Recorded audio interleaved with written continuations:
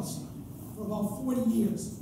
And because everybody showed up, we elected Governor Page, both chambers of the legislature, all the constitutional officers. Now, the reason that happened is because it didn't matter if you were a social conservative, a fiscal conservative, a moderate Republican, a Liberty Caucus enthusiast, a Ron Paul supporter, a Second Amendment enthusiast, but we all showed up. And when we showed up, we won, and we're changing game. Now, what happened in 2012? We didn't show up. And there were a lot of people that made the decision that unless the candidate is perfect, I'm not going to go and make calls and knock on doors or go vote. And look what happened. But I have an opinion, and that's the only time you're going to get a perfect candidate is if you yourself run. So we need to make sure this June 10 and November 4, we all show up. And when we show up, we win. My son is 23, and he's just about to graduate from school. And thank God he has a job after graduation. But there are a lot of young people in this state and beyond that cannot find work. They're living at home with their parents. They can't buy a home, they can't start a family. We have lost, in many ways, a number of our young who should be working today but cannot find jobs. I remember when I was a kid in Waterville. It didn't matter what educational level you moved on from. You could always find a job if you were honest and you worked hard. If you wanted to enter the labor force from high school, there was a job for you. If you wanted to graduate with an associate degree from the community college, there was a job for you. Or the university, there was a job for you. It's not that way today. And the question begs, why?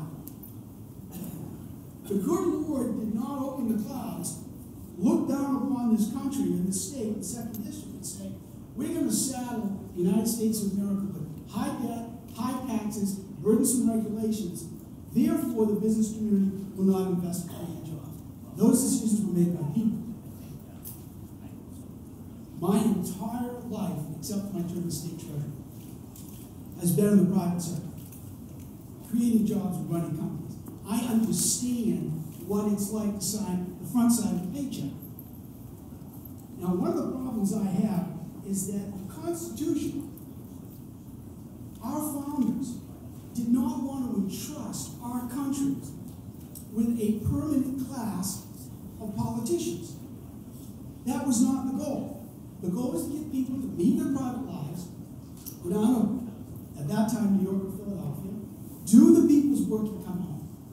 But now we do not have that. We need to change that. And if we change course, the next 40 years can be terrific for our country. Let me give you an example. In 2010, when we all won, and I started my term as state treasurer in January 2011, for many years, Augusta had been promising retirement benefits to our teachers and our state workers without putting enough money aside to pay for them. This has been going on for a long period of time. Then the stock market crashed in 2008, and now we walk into Augusta with a $4.3 billion shortfall in the retirement benefits we owe our teachers and our state workers. $4.3 billion. Well, I was very pleased and honored to help lead the initiative to reform those plans. We eliminated $1.7 billion of pension debt that's no longer on our backs. That allowed us to reduce government spending dramatically. The legislature then ran with that and instituted the largest income tax cut in state history. That's because business people looked at real problems and how do we solve those real problems. I've been at state treasury for maybe 30 days. And as state treasurer, we serve on a number of different boards. I remember one of those boards, Maine State Housing Authority. Now, I heard a lot about Maine State Housing Authority, but I'd never been to a board meeting. My first board meeting, there were 9 of us around the table. And they were talking about all the complicated ways that it takes to construct subsidized apartments for our families, many of whom are one step away from homeless shelters.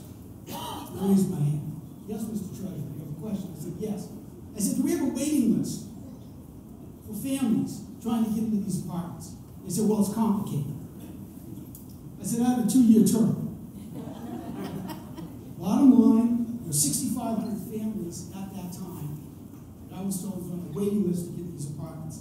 So they go on and talk about the financing and the construction and so forth, so on. I raised my hand again and I said, what does it cost to build these apartments? He said, well, that's complicated. I said, I've got time.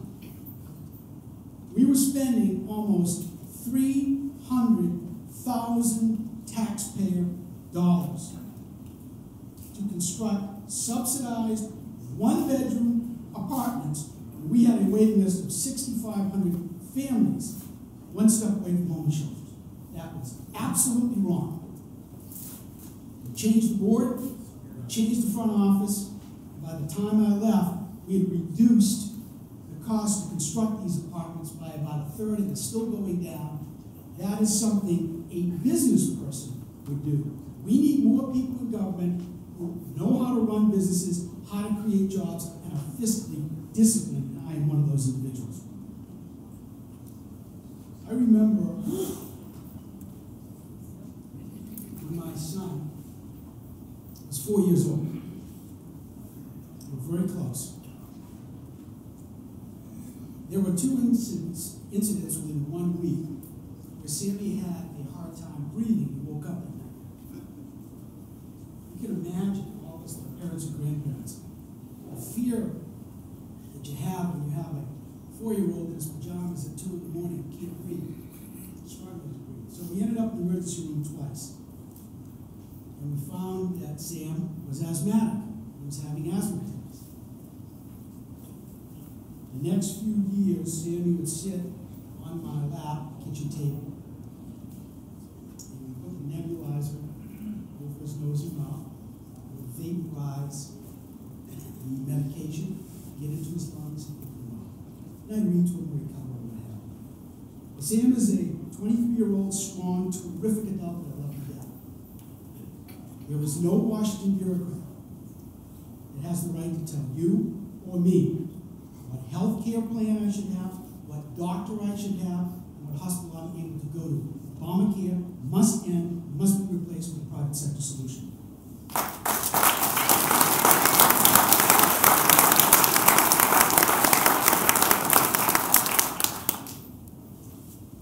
Over the past 15 years, roughly, the price of heating oil and gasoline has gone up 350%.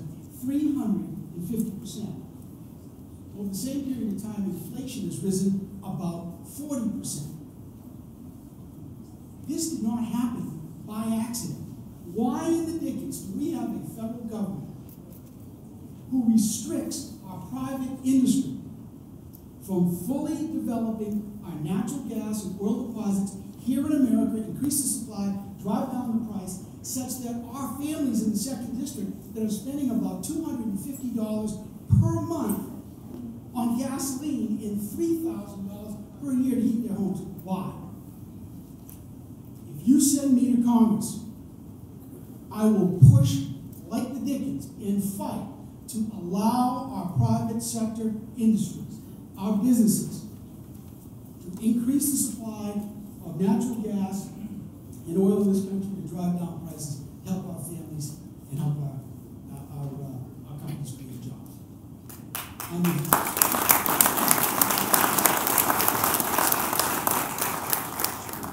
The next 40 years for America and for Maine, for the 2nd District, can be a terrific period.